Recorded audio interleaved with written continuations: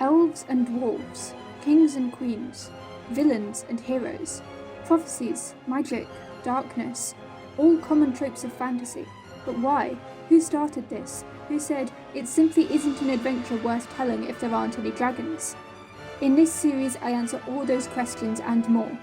Once an Anglo-Saxon studies professor at Oxford University, and now considered to be the father of fantasy, this is how Tolkien changed the worlds. Today, J.R.R. Tolkien, fantasy literature past and present. What makes a good story? More specifically, what makes a good fantasy story? Well, according to Belle from Beauty and the Beast, far-off places, daring sword fights, magic spells, a prince in disguise. If you like it all that much, it's yours. That's not even just a bit. Claire Bradshaw, writer of the article 5 Essential Elements Every Fantasy Novel Needs on writersedit.com, states that to make the basics of a fantasy novel, you need 1. A magic system, 2. A well-developed setting, 3. A cast of complex characters, 4. A central conflict, and 5. A power structure or system of government. Throughout all Tolkien's works on Middle-earth, we see these 5 things. Power and magic are heavy themes. All of his books centre around someone wanting something, usually something shiny. Thorin, Sauron, Feanor and Melkor are all good examples of this. And even if they have similar morals, no two characters are the same. Take Frodo and Smeagol, for example. Throughout their journey together, Frodo is becoming increasingly more and more like Smeagol. By the time they reach Mount Doom, they both desperately want the ring. In fact, Frodo fails the quest. He gives in to the power of the ring and takes it for his own, and it's only by Gollum's foolishness that it's actually destroyed. But Frodo had something that Gollum didn't: Sam. Frodo's love for his friends and this whole world is what kept him himself and not becoming like Gollum. When we travel from the Shire to Mordor, we see the remnants of Middle-earth in its former glory. Osgiliath, the former capital of Gondor, is in ruin, and there's a constant battle to possess it from the orcs and men of Gondor. The elves are leaving Middle-earth for good, travelling to the Undying Lands. Darkness is creeping back into the world, and once good and green places like Isengard and Mirkwood are falling into shadow and becoming unwholesome and evil. But that's not what this story is about. The Lord of the Rings and all its related titles are not about war, despite that often being a heavy theme. These stories are, as cheesy as it sounds, about love and friendship. Thorin even says it at the end of The Hobbit. I wish to part in friendship from you. If more of us valued food and cheer and song above hoarded gold, it would be a merrier world. But despite this, modern fantasy has turned to war and corruption as its central storyline. I think another really interesting thing that J.R.R. Tolkien did was to have a friendship, and not just one but multiple friendships being created, that stood the test of time and weren't there as a distraction for the main character. In fact, we see that the only reason that Frodo gets where he wants to go to is because of friendship. It's not a romantic relationship between him and Sam or him and any of the other characters. It's not a friendship which gets in the way of the hero's ultimate goal. It's actually the thing that ends up taking him there. Fantasy literature has always had very traditional roles for characters, but we see characters in Lord of the Rings which don't follow those tropes and don't follow those rules, and they're allowed to cross the boundaries. Tolkien would have been aware of some of the ideas of the ancient Greek philosophy on love, being that there's 4 different types of love, and I think those are the 4 different types of love we see in Lord of the Rings. We see platonic love between friends, between characters like Samwise and Frodo. We see family love between Bilbo and Frodo. We see the more traditional love story between Aragorn and Arwen, and we see a love of those around you and of where you're from in the Hobbit's, love of the Shire. We set out to save the Shire, Sam, and it has been saved.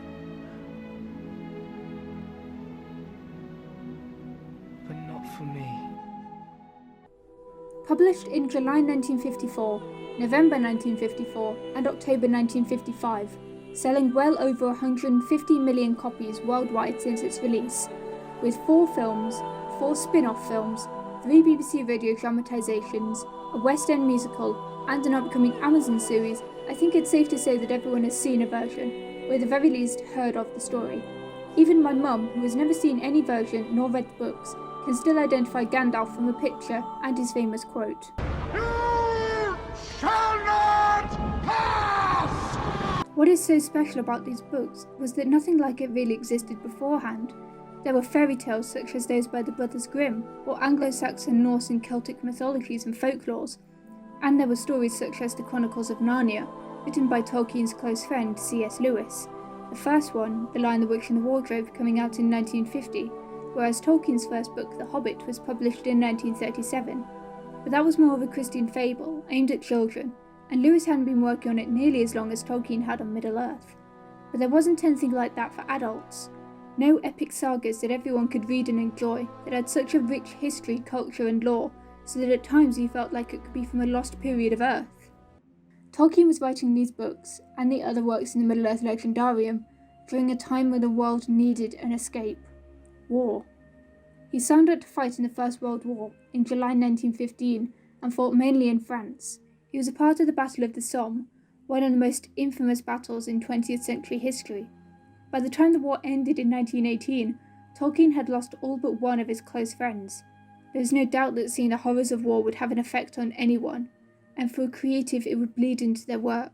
In a letter to L.W. Forster, a University of Cambridge professor, in 1960, Tolkien stated, "Personally, I do not think that either war, and of course not the atomic bomb, had any influence upon the plot or the manner of its unfolding. Perhaps in landscape. The dead marshes and the approaches to the Moannon owe something to northern France after the Battle of the Somme." Tolkien took inspiration from old pieces of literature for aspects of the stories. So excited was young John Ronald at a performance of Macbeth when he heard the prophecies, "But Macbeth shall not vanquished be, for none born of woman shall harm Macbeth," and "Until great Birnam wood to high Dunsinane hill shall come against him." And so great was his disappointment when the walking wood turned out to be the armies of Macduff holding tree branches, and the man not born of woman was Macduff, who was delivered by a caesarean. So when it came to writing his own stories, Tolkien decided to make it less underwhelming. The Huorns attack the Uruk-hai at Helm's Deep, and the Ents flood Isengard in homage to Birnam Wood. As for the other, well... You fool. No man can kill me.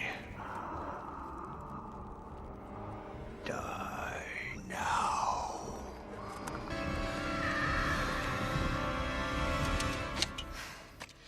I am no man.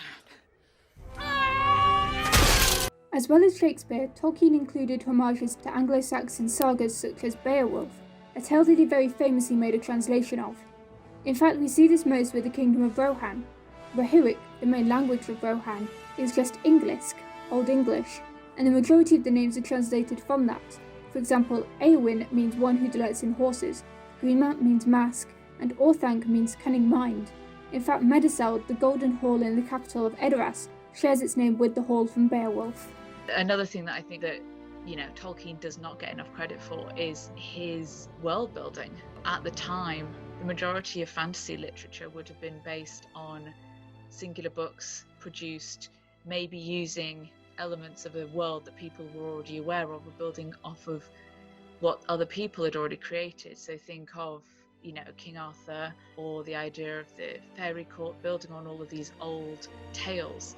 But Tolkien created a new world that people could inhabit, and that's now being replicated down the line by Neil Gaiman, Terry Pratchett, J.K. Rowling.